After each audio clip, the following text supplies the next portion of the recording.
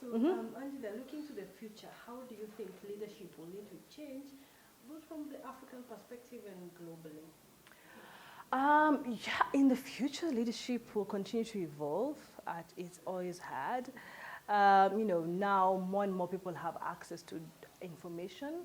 And so the thinking and the decision-making leadership, information will be widely available. The truth is, not everyone is able to, digest that information and make decisions, and you have to also counter-check the information. So for leadership, knowing that more and more people have availability of more and more information, and so how do you actually make the choices of what information is useful and valuable at that time, and how does that influence your decision making?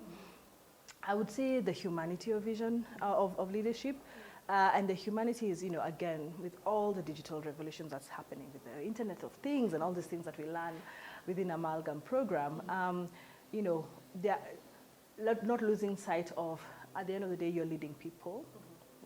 And that leadership of people requires certain characteristic elements.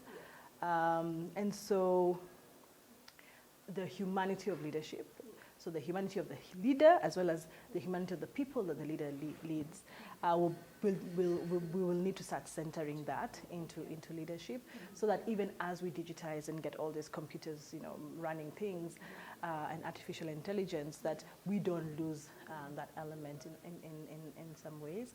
I mean, the workforce is changing. The workforce is changing so rapidly. It'll become much younger. It'll be staying much shorter times within organizations, and so the idea of value creation and value appropriation within teams will change. So if the average tenure of employees will move down from 4 or 5 years to like 1-2 years, it's how can this person learn and gain value from this organization, but how can we as an organization be able to optimize the value that they create for us before they move on to the next thing, And so the thinking around value creation and value appropriation within organizations and between organizations and teams will really change and ask us to think about differently.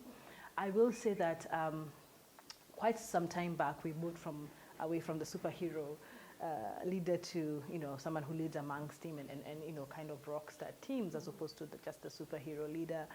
And I do think that now this thing around diffusing the power dynamics even more, and more people having the ability to make decisions at an individual level for what they're working.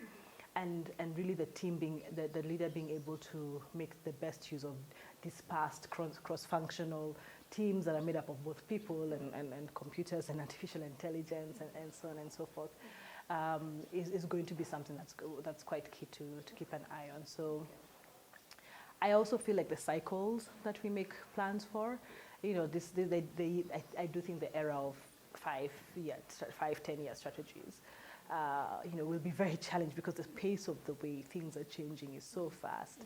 5-10 year strategies might become kind of fiction, and so then there'll be ideas around, what does that look like to have a more time appropriate length for a strategy. Okay. Yeah. I want to take